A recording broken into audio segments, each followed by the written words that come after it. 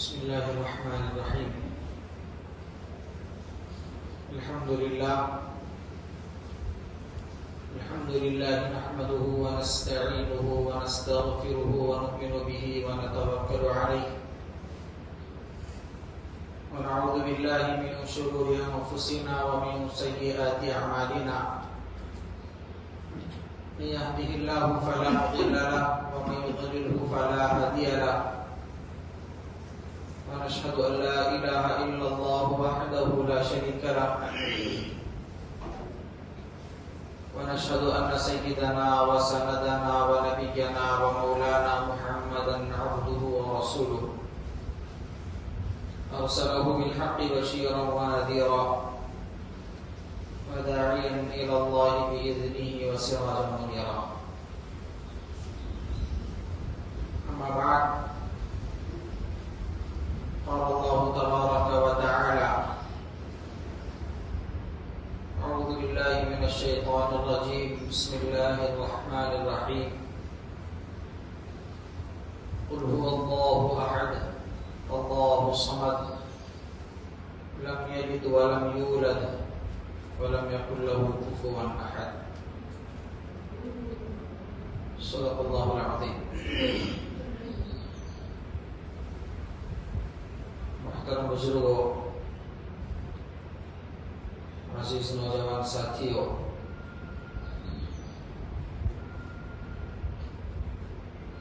جو سورت آپ حضرات کے سامنے ابھی تلاوت کی گئی ہے،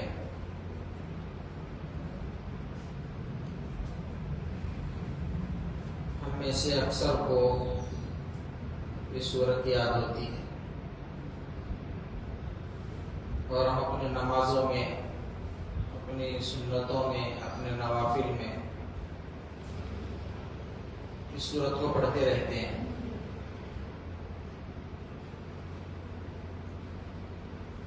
انشاءاللہ آج ہم یہ سمجھنے کی کوشش کریں گے کہ اللہ تعالی نے اس سورت میں کیا باتیں بتائی ہیں.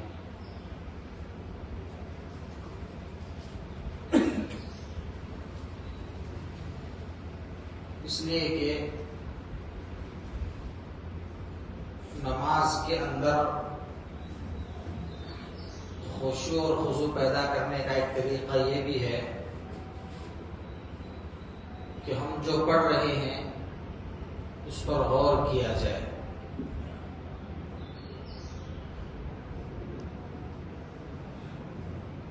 جب ہم اس سورت کو پڑھیں تو ہم اس کے معانی کو، اس کے مطالب کو ذہن میں رکھ کر پڑھیں گے تو انشاءاللہ ہم سب کو اس نماز میں مزہ ملے گا.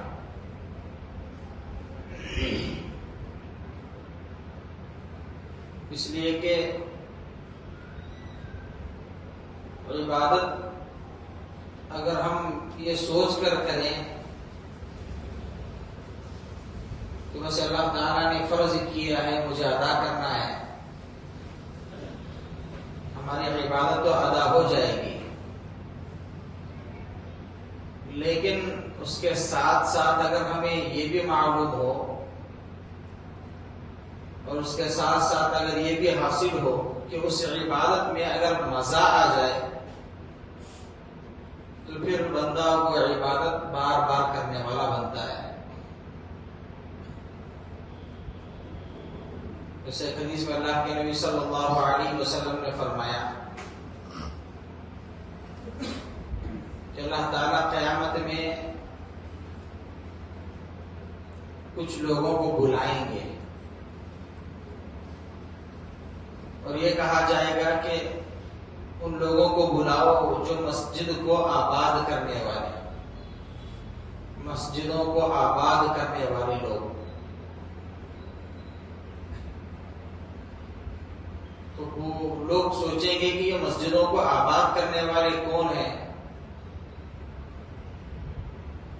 تو اسی حدیث میں اللہ کے نبی صلی اللہ علیہ وسلم نے فرمایا کہ وہ لوگ ہیں جو ایک نماز کے بعد دوسری نماز کے آنے کا انتظار کرتے ہیں. انتظار کیوں کرتے ہیں؟ کیونکہ ان کو اس عبادت میں مزہ آتا ہے. لذت ملتی ہے. جیسے اللہ والوں نے سکھایا کہ دعا اللہ تعالیٰ سے یہ بھی کی جائے کہ اللہ ہمیں عبادت کی لذت عطا فرما. لہذا اگر ہم اس سورت کو جب ہم پڑھیں خاص کر نماز میں تو اس کے معانی اور مطالب پر غور کر کے پڑھیں گے تو انشاءاللہ ہمیں اس نماز میں مزہ آئے گا. اس سورت کے اندر اللہ تعالیٰ نے کیا بتایا؟ اللہ تعالیٰ نے اس سورت میں اپنی توحید کو بتایا ہے، اپنی وحدانیت کو اللہ تعالیٰ نے واضح فرمایا کہ سب کچھ کرنے والا میں صرف اکیلا ہوں. شرک کی اللہ تعالیٰ نے نفی فرمائی، نہ ذاتی اعتبار سے میرا کوئی شریک ہے، نہ صفتی اعتبار سے کوئی میرا شریک ہے. اللہ تعالیٰ نے اس میں فرمایا قل، کہو، حکم اللہ تعالیٰ نے دیا ہے. قل، قل کے معنی آتے ہیں کہو، یہ حکم کا صیغہ ہے، امر کا صیغہ. هو اللہ احد، کہ وہ اللہ اکیلا ہے. اللہ تعالیٰ کی ذات اکیلی ہے، نہ ذات میں کوئی اس کا شریک ہے، نہ صفات میں کوئی اس کا شریک ہے. اور ایک جگہ اللہ تعالیٰ نے قرآن مجید میں فرمایا ہے کہ اللہ تعالیٰ چاہیں تو کسی بھی گناہ کو معاف کر سکتے ہیں. بندہ چوری کر کے آئے، بندہ زنا کر کے آئے، بندہ کسی کے مال پر ناجائز قبضہ کر کے آئے، کسی پر ظلم و زیادتی کر کے آئے، دنیا بھر کے گناہ بندہ کر کے آئے، ہو سکتا ہے اللہ تعالیٰ کی رحمت اس کو معاف کر دے. لیکن اللہ نے فرمایا کہ اگر کوئی شرک کر کے آتا ہے تو اللہ تعالیٰ فرماتے ہیں کہ میں شرک کرنے والے کو ہرگز ہرگز معاف نہیں کروں گا. ہرگز اللہ تعالیٰ اس کو معاف نہیں کریں گے. جیسے مثال کے طور پر کمپنی میں کام کرنے والا جو ذمہ داری اسے دی گئی ہے، اس ذمہ داری میں وہ کچھ کمی بیشی کرتا ہے، جو کام دیا گیا وہ پورا نہیں کر رہا ہے یا غلط کر رہا ہے، جو چیزیں بنانے کی ذمہ داری دی گئی ہے وہ کم بنا رہا ہے یا خراب بنا رہا ہے، تو ہو سکتا ہے کمپنی کا مالک اس کو ڈرائے، دھمکائے یا چھوڑ دے، معاف کر دے اور آئندہ صحیح کرنے کی ترغیب دے کر چھوڑ دے. لیکن اگر کوئی ورکر یہ کہتا ہے کہ آپ اس کمپنی کے مالک اکیلے نہیں ہو، آپ اکیلے اس کمپنی کے مالک نہیں ہو، ایک اور بندہ ہے، ایک اور ذات ہے جو اس کمپنی کی آپ کی برابر کی شریک ہے، تو وہ مالک اسے کبھی معاف نہیں کرے گا. وہ کہے گا کہ میں نے اپنے محنت سے یہ مقام حاصل کیا ہے، میری زندگی اس پر لگی ہے، میری محنت لگی ہے، میرا پیسہ لگا ہے، میں اپنی محنت سے اس کمپنی کا اکیلا مالک بنا ہوں اور تو کہتا ہے کہ میں اکیلا مالک نہیں ہوں. ناراض ہو جائے گا، کبھی معاف نہیں کرے گا. ایسے ہی اللہ تعالیٰ نے بندوں کو مختلف کام سونپے ہیں. نماز پڑھنے کا حکم دیا، دیگر عبادتیں کرنے کا حکم دیا، غلط چیزوں سے رکنے کا اللہ تعالیٰ نے حکم دیا. اگر بندے سے کبھی بھول چوک کر اس میں کچھ کمی بیشی ہو جاتی ہے، ہو سکتا ہے اللہ تعالیٰ اس کو معاف کر دیں. لیکن اگر کوئی یہ کہتا ہے کہ اللہ تعالیٰ کے ساتھ نعوذ باللہ کوئی اور شریک بھی ہے، صفات میں کسی کو شریک مانتا ہے یا ذات میں کسی کو شریک مانتا ہے، اللہ تعالیٰ فرماتے ہیں کہ میں اس کو ہرگز معاف نہیں کروں گا. ذات میں شریک کیا ہے؟ اللہ تعالیٰ نے فرمایا لَوْ كَانَ فِيهِمَا آلِهَةٌ إِلَّا اللَّهُ لَفَسَدَتَا. اللہ نے خود فرمایا فرمایا کہ اگر ذات میں ہمارے ساتھ کوئی اور شریک ہوتا، کوئی اور خدا ہوتا، کوئی اور اللہ، کوئی اور الہ ہوتا، تو اللہ تعالیٰ فرماتے ہیں تو یہ کائنات کا نظام ہی ختم ہو جاتا، پورا درہم برہم ہو جاتا، کائنات کا وجود ختم ہو جاتا۔ کیوں؟ اللہ تعالیٰ اکیلے ہیں، پورے کائنات کا نظام سنبھال رہے ہیں۔ اللہ نے ہر ایک ستارے اور سیارے کا اپنا اس کا ایک محور، اس کے گھومنے کی اور گردش کرنے کی اللہ نے ایک جگہ مقرر فرمائی ہے۔ پتہ نہیں کتنے لاکھ، کتنے ارب سال ہوئے ہیں وہ ستارے اور سیارے اپنے محور میں گھوم رہے ہیں، ایک بال برابر بھی وہ اپنی جگہ سے ہلے نہیں ہیں۔ سورج کے لیے اللہ نے جو رفتار مقرر کی وہ اپنی رفتار میں چل رہا ہے، چاند کو اللہ نے جو رفتار دی وہ اپنی رفتار میں اپنے محور میں گھوم رہا ہے۔ زمین کے لیے یا اور دیگر ستاروں کے لیے اللہ نے جو ان کی جگہ اور جو راستہ اللہ نے مقرر کیا ہے وہ اپنے محور میں گھوم رہے ہیں۔ اللہ کی اکیلی ذات ہے، اللہ نے ان کے لیے جگہ اور وہ ان کی رفتار مقرر کی، وہ اس میں گھوم رہے ہیں۔ اور اللہ نے فرمایا کہ میرے علاوہ اور بھی ہوتا، میرے علاوہ اور بھی اگر خدا ہوتا تو ایک خدا چاہتا کہ نہیں ابھی بارش برسے گی، دوسرا خدا چاہتا کہ نہیں ابھی بارش نہیں برسے گی، ایک خدا چاہتا ہے کہ ابھی دن ہوگا اور دوسرا خدا چاہتا ہے کہ نہیں ابھی رات باقی رہے گی، ایک خدا چاہتا ہے کہ ابھی سردی کا موسم آئے گا اور دوسرا خدا چاہتا ہے کہ نہیں ابھی گرمی کا موسم لانا ہے۔ اللہ فرماتے ہیں کہ لا فساد آتا، یہ کائنات کا نظام درہم برہم ہو جاتا، پورے کائنات کا پورا سسٹم ختم ہو جاتا، لوگ پریشان ہو جاتے، ستارے اور سیارے آپس میں ٹکرا کر کائنات کا وجود ختم ہو جاتا۔ اسی کو اللہ نے فرمایا هو اللہ احد، آپ کہیے کہ وہ اللہ اکیلا ہے، نہ ذات میں کوئی اس کا شریک ہے، نہ صفات میں کوئی شریک ہے۔ نقصان دینے والی ذات بھی اللہ ہی کی ہے، نفع دینے والی ذات بھی اللہ کی ہے۔ اللہ نے تمہاری تقدیر میں جو طے کیا ہے وہی ہوگا، اور وہ کرنے والی ذات صرف اور صرف اللہ کی ہے۔ یہ ہمارے ذہن میں ہر ہمیشہ ہو، ہمیشہ ہمارے ذہن میں ہو کہ جو بھی ہو رہا ہے وہ اللہ کے چاہنے سے ہو رہا ہے۔ ہم محنت کر رہے ہیں، اس کا نفع اگر ہمیں نظر آ رہا ہے تو ہمارے ذہن میں یہ نہ ہو کہ میری محنت سے نفع ہوا، بلکہ ہمارے ذہن میں یہ ہو کہ اللہ کے چاہنے سے نفع ہوا ہے۔ اللہ اگر نہ چاہتے تو ہرگز مجھے نفع نہیں ہوتا۔ ہم دوائی استعمال کر رہے ہیں، دوائی لینے سے پہلے ہمارے ذہن میں یہ ہو کہ دوائی کے اندر شفا نہیں ہے، شفا دینے والی ذات اللہ کی ہے۔ اللہ کے نبی صلی اللہ علیہ وسلم نے اسی ایمان اور یقین کو بنانے کے لیے فرمایا کہ تم میں سے ہر شخص اپنا ہر سوال اللہ سے کرے۔ لِيَسْأَلْ أَحَدُكُمْ رَبَّهُ حَاجَتَهُ كُلَّهَا، تم میں سے ہر شخص اپنا ہر سوال، اپنی ہر حاجت اللہ تعالیٰ سے کرے۔ یہاں تک کہ اللہ کے نبی نے فرمایا، یہاں تک کہ اگر تمہارا چلتے چلتے چپل ٹوٹ جاتا ہے تو موچی کا خیال بعد میں آئے، پہلے اللہ کا خیال ذہن میں آئے۔ پہلے اللہ سے مانگو کہ اللہ میرا چپل ٹوٹ گیا ہے، اس کو درست کرنے والی ذات، اس کو بنانے والی ذات، اس کو کارآمد بنا کر مجھے حوالے کرنے والی ذات تیری ہے۔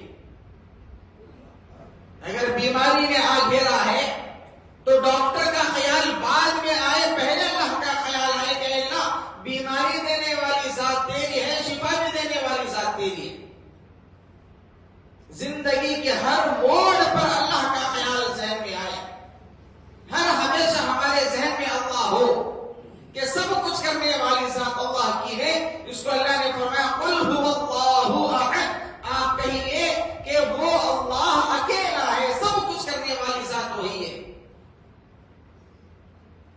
اور پھر اللہ نے فرمایا اللہ الصمد، اور اللہ تعالیٰ بے نیاز ہے۔ بے نیاز کا مطلب کیا ہوتا ہے؟ اللہ تعالیٰ کو کسی بھی چیز کی ضرورت نہیں ہے، بے نیاز۔ تم چاہو اللہ کو مانو، چاہے نہ مانو، اللہ کو کچھ فرق پڑنے والا نہیں۔ ہمارے ذہن میں نعوذ باللہ ثم نعوذ باللہ یہ ذہن میں نہ آئے کہ میں اللہ کو مانوں گا تو وہ اللہ ہے، میں اللہ کو نہیں مانتا تو پھر وہ اللہ نہیں. ایسا نہیں ہے. اللہ نے فرمایا اللہ الصمد، اللہ بے نیاز ہے. تم چاہے اللہ کو مانو چاہے نہ مانو، وہ اللہ ہے، اللہ ہے.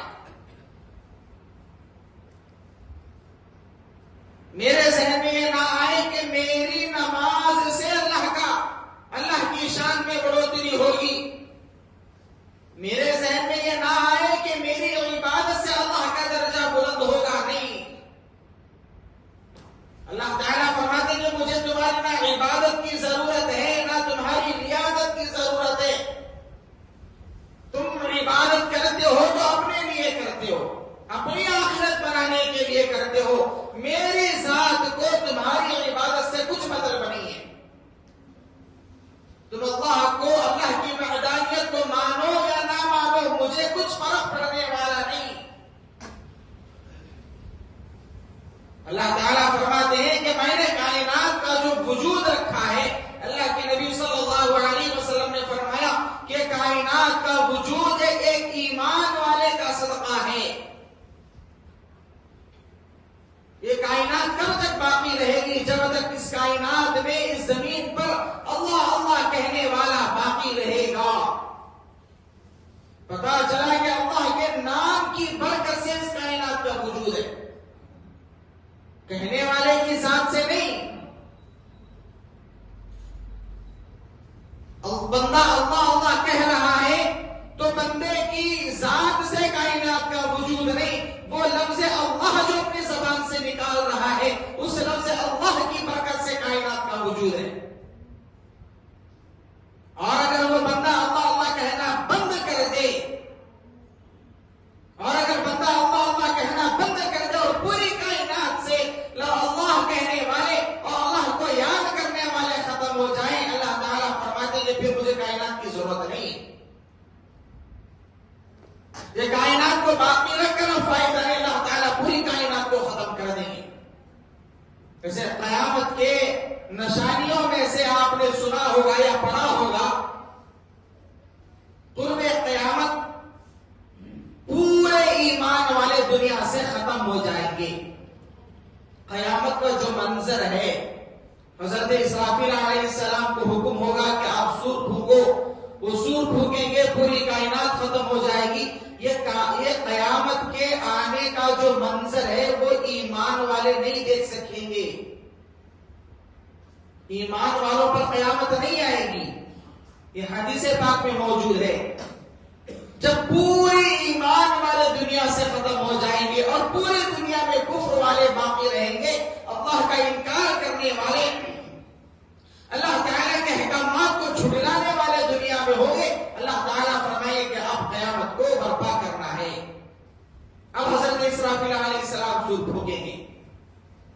بتائیے چلا کہ اب دنیا میں کوئی اللہ کا نام لینے والا نہیں، اب دنیا میں کوئی اللہ تعالیٰ کو یاد کرنے والا نہیں ہے.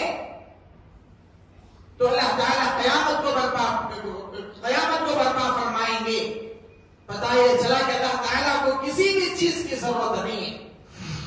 چاہے لوگ ایمان لائیں، چاہے لوگ کفر میں پڑے رہیں، چاہے لوگ نیکی کریں، چاہے لوگ بدی کی طرف جائیں، اللہ تعالیٰ فرماتے ہیں کہ تم اگر بھلائی کرتے ہو تو اپنی ذات کے لیے کرتے ہو، اپنی جنت کے لیے کرتے ہو، اپنے آپ کو جہنم سے بچانے کے لیے کرتے ہو، اور اگر برائی میں پڑ رہے ہو تو اپنی آخرت برباد کر رہے ہو. مجھے اس سے کچھ فائدہ ہونے والا نہیں، مجھے اس سے کچھ نقصان ہونے والا نہیں ہے.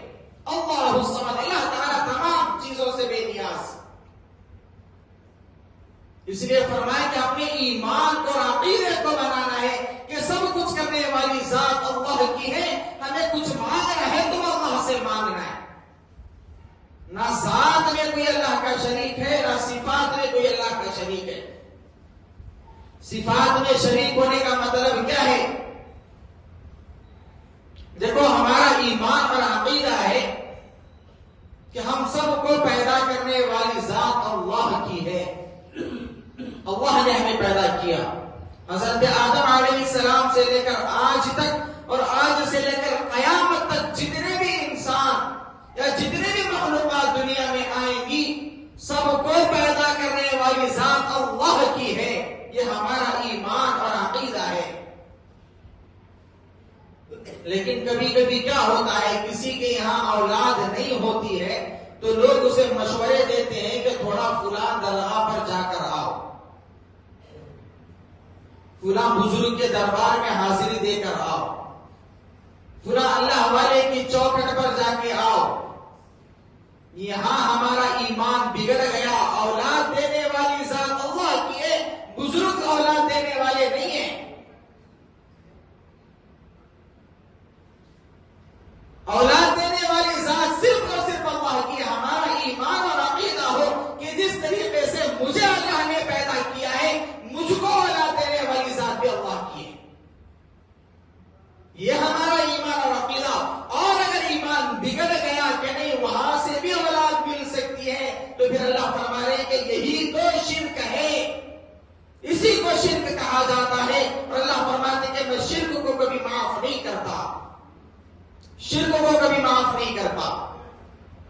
بارش برسانے والی ذات اللہ کی ہے، اللہ ہی بارش برسائیں گے۔ شفا دینے والی ذات اللہ کی ہے، اللہ ہی شفا دیں گے۔ کسی دربار میں جا کر ہمیں شفا ملنے والی نہیں ہے۔ ہاں، ہم وسائل کو اختیار کر سکتے ہیں، ایسا نہیں کہ بھئی شفا دینے والی ذات اللہ کی ہے اب ہم دوائی استعمال نہیں کریں گے، یہ بھی غلط ہے۔ ذریعہ اختیار کریں گے لیکن بھروسہ اللہ پر ہو۔ ہم گولی کھا رہے ہیں، بخار آ گیا، دوائی لے رہے ہیں، تو بھروسہ ہمارا دوائی پر نہیں، بھروسہ اللہ پر ہو، یقین اللہ پر ہو کہ اللہ چاہے گا شفا ملے گی، اللہ نہیں چاہے گا تو مجھے شفا ملنے والی نہیں ہے۔ یہ ایمان اور عقیدہ بنانے کی تعلیم اسلام نے دی۔ اللہ کے نبی صلی اللہ علیہ وسلم کے پاس صحابہ آئے، اللہ کے نبی نے فرمایا کہ لا عدوہ، دیکھو بیماری کے اندر یہ صلاحیت نہیں ہے کہ وہ ایک جگہ سے دوسری جگہ خود سے منتقل ہو، بیماری کے اندر یہ صلاحیت نہیں ہے۔ صحابہ نے آ کر اللہ کے نبی صلی اللہ علیہ وسلم سے فرمایا کہ اللہ کے نبی، ہم لوگ اونٹ پالتے ہیں اور ہم نے دیکھا ہے کہ ایک اونٹ کو خارش کی، کھجلی کی بیماری ہوتی ہے، اس اونٹ کے پاس دوسرا اونٹ جاتا ہے تو اس دوسرے اونٹ کو بھی خارش کی بیماری لگ جاتی ہے۔ اللہ کے نبی نے فرمایا کہ نہیں بھائی، یہ اونٹ وہاں جانے سے اس کو بیماری نہیں لگی، اللہ کے چاہنے سے اس کو بیماری لگی ہے۔ آپ یہ سوچ رہے ہو کہ پہلے اونٹ کو بیماری لگی تھی، دوسرا اونٹ گیا اسے بھی لگی، تو آپ بتاؤ کہ پہلے والے اونٹ میں بیماری کہاں سے آئی؟ جس طریقے سے اس کو بیماری دینے والی ذات اللہ کی ہے، اس والے اونٹ کو بھی بیماری دینے والی ذات اللہ کی ہے۔ یہ ہمارا ایمان اور عقیدہ، یہ ہمارا عقیدہ ہو کہ اللہ تعالیٰ بیمار کرنے والے، اللہ تعالیٰ شفا دینے والے۔ یہ باتیں اللہ تعالیٰ نے اس صورت میں بتائی کہ سب کچھ کرنے والی ذات اللہ کی ہے۔ ہم جب اس صورت کا ورد کریں قل هو اللہ احد، ہمارے ذہن میں یہ ہو کہ ہاں سب کچھ کرنے والی ذات اللہ کی ہے۔ جیسے احادیث میں واقعات ہم سنتے ہیں کہ ایک صحابیہ کا کوئی جانور مر گیا، گھوڑا یا خچر مر گیا، تو انہوں نے کیا کیا، مسجد گئے، رکعت باندھی، 2 رکعت نماز پڑھی، جانور پھر زندہ ہو کر کھڑا ہو گیا۔ ایک صحابی گھر میں جاتے ہیں، پوچھتے ہیں کھانے کے لیے کچھ ہے؟ اہلیہ فرماتی ہے کہ نہیں، کھانے کے لیے گھر میں ایک دانہ بھی موجود نہیں ہے، کچھ بھی موجود نہیں ہے۔ تو مسجد جاتے ہیں، نماز کی رکعت باندھتے ہیں، واپس آ کر دیکھتے ہیں کہ چکی سے آٹا نکل رہا ہے اور اہلیہ اس آٹے کو لے کر اپنے برتنوں میں بھر رہی ہے۔ چکی اٹھا کر دیکھتے ہیں کہ نہ ہم نے اس میں غلہ ڈالا، نہ گیہوں ڈالی گئی، نہ جو ڈالا گیا، یہ آٹا آخر کہاں سے نکل رہا ہے؟ چکی کا جب پاٹ اٹھا کر دیکھا اندر کچھ بھی موجود نہیں۔ نماز پڑھ رہے، اپنے مسائل کو حل کر رہے، یہ کیسے ہوا؟ اس ایمان کو بنانے سے ہوا کہ وہ کہہ رہے کہ اے اللہ، روزی دینے والی ذات تیری، اللہ دے کر دکھا رہا۔ بچہ مر گیا، نماز پڑھ رہے، بچہ پھر زندہ ہو رہا ہے، کیسے ہو رہا ہے؟ ہم بھی نماز پڑھ رہے ہیں، وہی صورتیں پڑھ رہے ہیں جو صحابہ پڑھا کرتے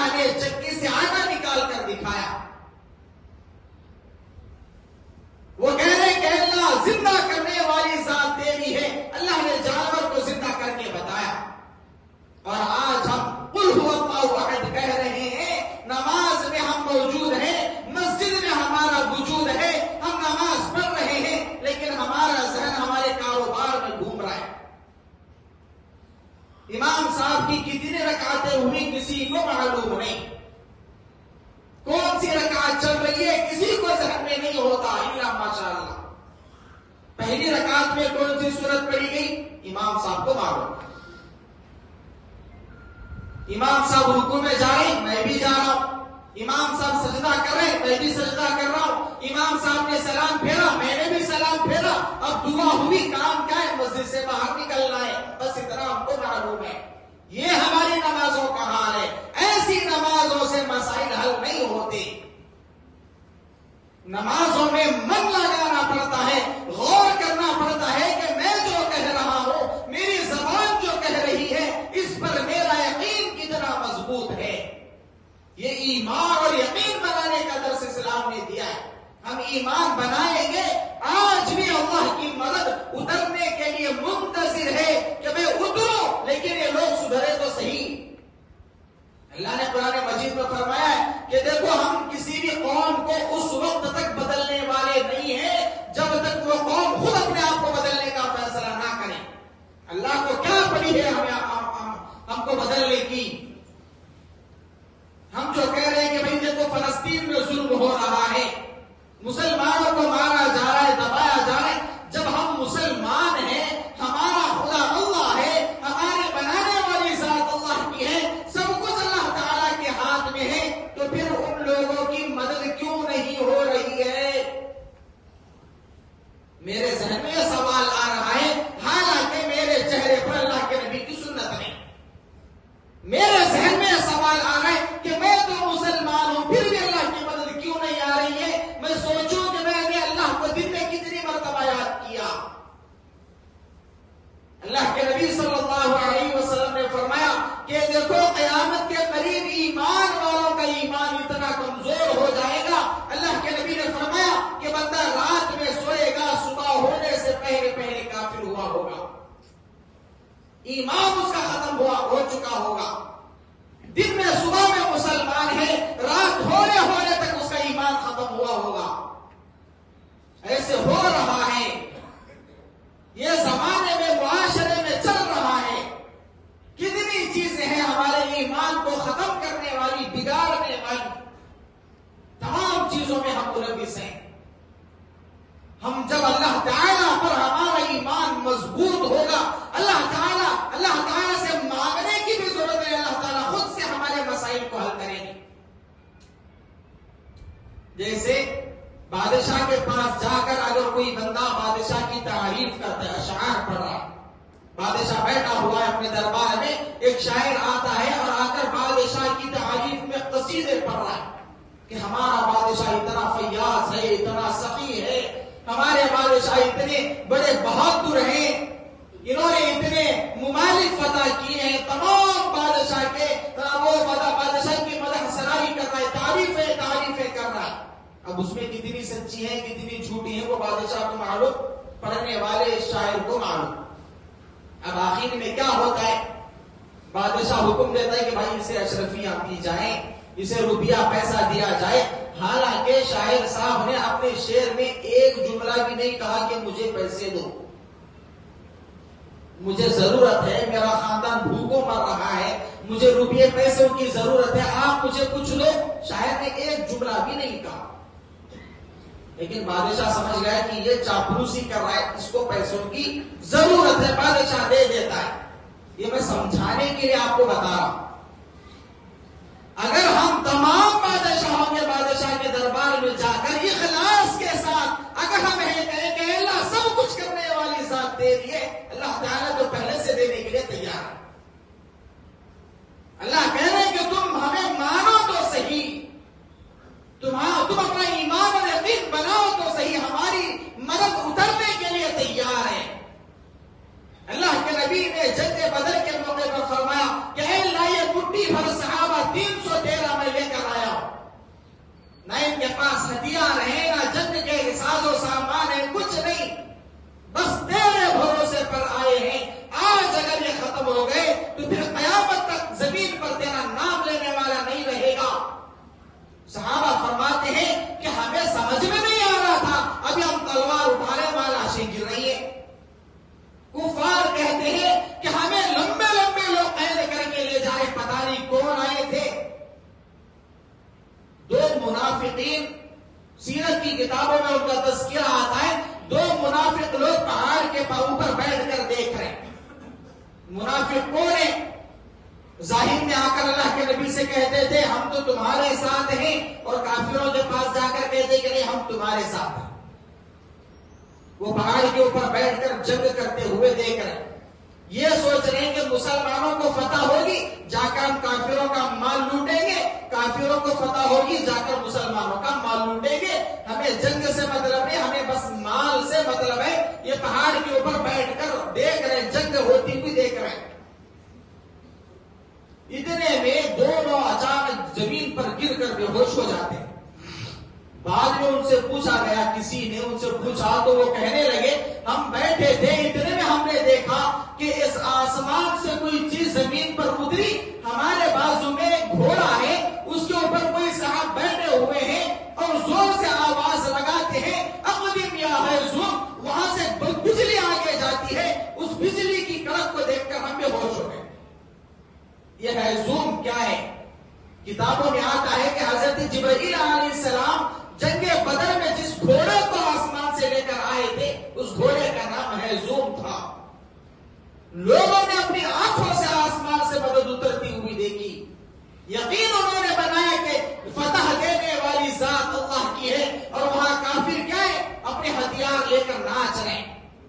جیسے آج دنیا کے سپر پاور ممالک ناچ رہے کہ ہمارے پاس فلاں میزائل ہے، ہمارے پاس فلاں ٹینک ہے، مسلمان نہتے ہیں، کمزور ہیں. ہمارا یہ عقیدہ ہو کہ دنیا کے ہتھیاروں سے کچھ ہونے والا نہیں. کرنے والی ذات اللہ کی ہے، کرنے والی ذات اللہ کی ہے. ہمیں اپنے ایمان کو بچانا ہے، اپنے ایمان پر محنت کرنی ہے. حضرت پیر ذوالفقار نقشبندی دامت برکاتہم اللہ تعالیٰ ان کی عمر میں اضافہ فرمائے، ان کا سایہ پوری امت پر عافیت کے ساتھ دیر قائم و دائم فرمائے.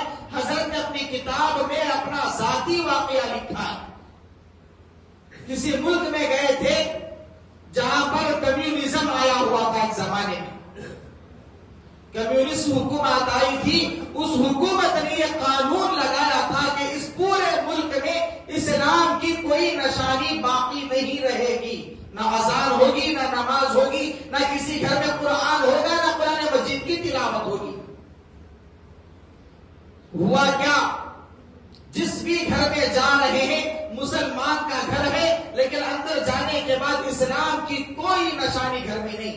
ہر گھر میں شوکیس بنائے گئے اور شوکیسوں کے اندر شراب کی بوتلیں رکھی ہوئی ہیں. حکومت کی طرف سے یہ قانون بنایا گیا کہ ہر گھر میں شراب ہونی ضروری ہے. نہ مسجدوں میں اذان ہو رہی ہے کئی سالوں تک، نہ نماز پڑھنے کے لیے کوئی آ رہا ہے، نہ کوئی سر پر ٹوپی پہن سکتا ہے، نہ کوئی عورت برقع پہن سکتی ہے. اسلام کی کوئی نشانی باقی نہیں رکھی گئی. کئی سالوں تک یہ سلسلہ چلتا رہا. اس کے بعد جب اللہ نے کمیونزم کو ختم فرمایا، پھر وہاں جب دوسری حکومت آئی، لوگوں نے دیکھا کہ ہزاروں لاکھوں کی تعداد میں حفاظ نکل رہے ہیں. اسی ملک میں جہاں قرآن کا وجود ختم کیا گیا، وہاں ہزاروں لاکھوں کی تعداد میں حفاظ نکل رہے ہیں، علماء نکل رہے ہیں. اب لوگ پریشان کہ جب یہاں قرآن کو ختم کیا گیا، کسی بھی گھر میں قرآن نہیں ہے، تو پھر یہ حافظ کیسے پیدا ہوئے؟ دیکھو اللہ نے قرآن مجید میں فرمایا ہے اِنَّا نَحْنُ نَزَّلْنَا الذِّكْرَ وَإِنَّا لَهُ لَحَافِظُونَ. یہ جو قرآن مجید ہے اس کو ہم نے اتارا ہے اور اس کی حفاظت ہم خود کریں گے. یہ اللہ نے وعدہ فرمایا ہے. دنیا والوں کے جلانے سے قرآن مجید ختم ہونے والا نہیں ہے. قرآن مجید کو نعوذ باللہ پھاڑ دینے سے قرآن مجید ختم ہونے والا نہیں. وہ بس اپنی بھڑاس نکال رہے ہیں. اللہ نے فرمایا اس کو ہم نے نازل کیا، ہم خود اس کی حفاظت کریں گے. وہاں چھوٹے چھوٹے بچے حافظ بن کر نکل رہے ہیں. لوگوں نے جب پوچھا، خود حضرت نے جب پوچھا کہ بھائی یہ کیسے ہوا، لوگوں نے بتایا کہ جب یہاں اسلام کے تمام نشانیوں کو ختم کیا گیا، قرآن مجید کو ختم کر دیا گیا، لوگوں نے کیا کیا؟ انڈر گراؤنڈ کمرے بنائے، زمین کے اندر مدرسے قائم ہوئے. وہاں پر علماء کو، حفاظ کو رکھا گیا. کئی سال تک وہ وہاں سے باہر نہیں نکلے، زمین کے اندر رہ کر. اور وہاں پر لوگ لے جا کر اپنے بچوں کو چھوڑ